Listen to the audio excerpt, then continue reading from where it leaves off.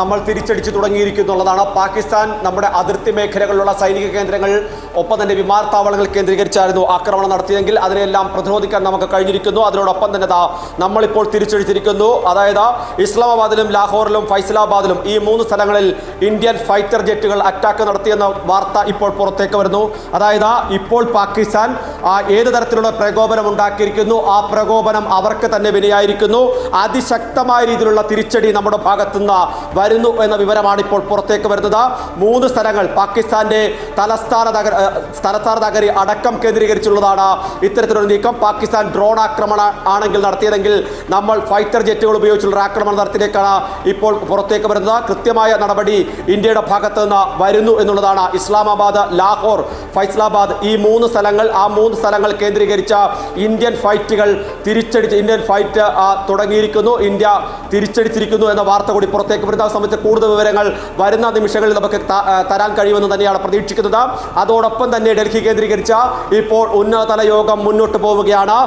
Chief of defence സംയുക്ത സേനാ മേധാവി ഇപ്പോൾ സൈനിക മേധാവിമാരുമായി കൂടിക്കാഴ്ച നടത്തുമെന്ന് എന്ന വിവരം കൂടി പുറത്തേക്ക് വരുന്നു. ഒരു തരത്തിലും ഇനിയിപ്പോൾ പിന്നോട്ട് പോകേണ്ടതില്ല. അതിശക്തമായി തിരിച്ചടിക്കാനുള്ള നിർദ്ദേശമാണ് ഇപ്പോൾ നൽകിയിരിക്കുന്നത്. നേരത്തെ നമ്മൾ സൂചിപ്പിച്ചിരുന്ന പോലെ തന്നെ പഞ്ചാബ് അതുപോലെ തന്നെ മറ്റ് അതിർത്തി പ്രദേശങ്ങളിലെല്ലാം തന്നെ ഇപ്പോൾ ബ്ലാക്ക് ഔട്ടുകൾ കൂടുതൽ ശക്തമായി തന്നെ പ്രഖ്യാപിച്ചിരിക്കുന്നു. മറ്റ് സ്ഥലങ്ങളിലേക്കും, അതായത് ഈ അതിർത്തി പങ്കിടുന്ന സംസ്ഥാനങ്ങൾ ഒഴിച്ചുള്ള മറ്റ് സംസ്ഥാനങ്ങളിലേക്കും സമാനമായ രീതിയിലുള്ള നിർദ്ദേശങ്ങൾ വന്നിരുന്നു എന്ന വിവരം കൂടി ഈ ഘട്ടത്തിൽ പുറത്തേക്ക് വരുന്നു. ഏറ്റവും പുതിയ വാർത്ത നമ്മൾ നേരത്തെ സൂചിപ്പിച്ചത് തന്നെയാണ്.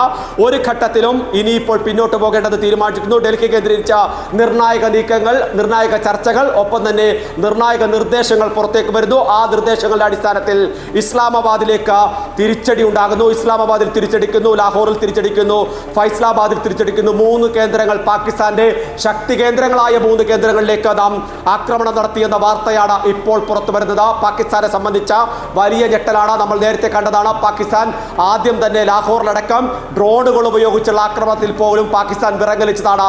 അവിടെയാണ് പാകിസ്ഥാനെ വീണ്ടും ഞെട്ടിച്ചുകൊണ്ട് ഇസ്ലാമാബാദിലേക്ക് ഒരു ആക്രമണം എത്തുമ്പോൾ പാകിസ്ഥാനെ സംബന്ധിച്ച് ഒട്ടും സുരക്ഷിതമല്ലാത്ത രീതിയിലേക്ക് തങ്ങൾ മാറിയെന്ന് പാകിസ്ഥാൻ ബോധ്യപ്പെടുകയാണെങ്കിൽ ഇനി അവരുടെ ഭാഗത്തുനിന്ന് പ്രകോപനം ഉണ്ടാതിരിക്കണം. പക്ഷേ ഇനിയും പ്രകോപനം തുടർന്നാൽ അത് നേരത്തെ തന്നെ വ്യക്തമാക്കിയതാണ്. കാരണം ഭീകരവാദ കേന്ദ്രങ്ങൾ മാത്രമാണ് തങ്ങൾ ആക്രമിച്ചത്.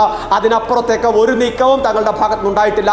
അതിന് മറിച്ച് പ്രതികാരം ചെയ്യാൻ തീരുമാനിച്ചാൽ തിരിച്ചടി ശക്തമായിരിക്കുന്ന മുന്നറിയിപ്പ് പാകിസ്ഥാനും അന്താരാഷ്ട്ര സമൂഹത്തെ നമ്മൾ ബോധ്യപ്പെടുത്തിയതാണ്. ആ ബോധ്യപ്പെടുത്തലുകൾക്കപ്പുറത്തേക്ക് കൃത്യമായ മറുപടി ഇപ്പോൾ നൽകി തുടങ്ങിയിരിക്കുന്നു. ഇനി പാകിസ്ഥാൻ കരുതിയിരിക്കണം. കാരണം പാകിസ്ഥാൻ ഇങ്ങോട്ട് വിടുന്ന ഓരോ മിസൈലും ലക്ഷ്യം കാണാതെ പാതി വഴിയിൽ അവസാനിക്കുകയാണ്. പക്ഷേ നമ്മൾ ലക്ഷ്യം വെക്കുന്നത് കൃത്യമായി നടപ്പിലാക്കുന്നു. ഇസ്ലാമാബാദിലേക്ക്, പാകിസ്ഥാന്റെ മണ്ണിലേക്ക്, പാകിസ്ഥാന്റെ തലസ്ഥാന നഗരിയിലേക്ക് ആക്രമണം എത്തിയിരിക്കുന്നു. പാകിസ്ഥാൻ കരുതിയിരിക്കുക എന്നതിനപ്പുറത്തേക്ക് എല്ലാ തരത്തിലും ഏത് വിധേനയും പാകിസ്ഥാൻ ആക്രമിക്കുന്ന തരത്തിലേക്ക് കാര്യം വന്നിരിക്കുന്നു. ഇനി ഏതൊക്കെ തരത്തിലുള്ള നീക്കങ്ങൾ ഉണ്ടാകുമെന്നുള്ളതാണ് നമുക്ക് കാത്തിരുന്ന് കാണാനുള്ളത്. ഏതായാലും ഈ ഘട്ടത്തിൽ സൈനിക മേധാവിമാരുമായി ചീഫ് ഓഫ് ഡിഫൻസ് സ്റ്റാഫ് സംയുക്ത സേനാ മേധാവി കൂടിക്കാഴ്ച നടത്തുന്നു. ആ കൂടിക്കാഴ്ചയുടെ വിശദാംശങ്ങൾ ഇതുവരെ നടപടികളെല്ലാം തന്നെ പ്രധാനമന്ത്രിയുടെ ഓഫീസിനെ അറിയിക്കുകയും സംയുക്ത തീരുമാനങ്ങൾ അറിയിക്കുകയും ചെയ്യും. ഒപ്പം തന്നെ പ്രതിരോധ മന്ത്രിയും അതോടൊപ്പം തന്നെ ആഭ്യന്തരമന്ത്രിയും എല്ലാം തന്നെ കാര്യങ്ങൾ നിരീക്ഷിക്കുന്നു. 24 മണിക്കൂറും തുറന്നിരിക്കുന്ന തരത്തിലേക്ക് PMO ഓഫീസിന്റെ പ്രവർത്തനം മാറിയിരിക്കുന്നു. ഓരോ നിമിഷവും കൃത്യമായി അപ്ഡേറ്റ് ചെയ്തുകൊണ്ട് തന്നെയാണ് രാജ്യ തലസ്ഥാനം ഇപ്പോൾ മുന്നോട്ട് പോയിക്കൊണ്ടിരിക്കുന്നത്.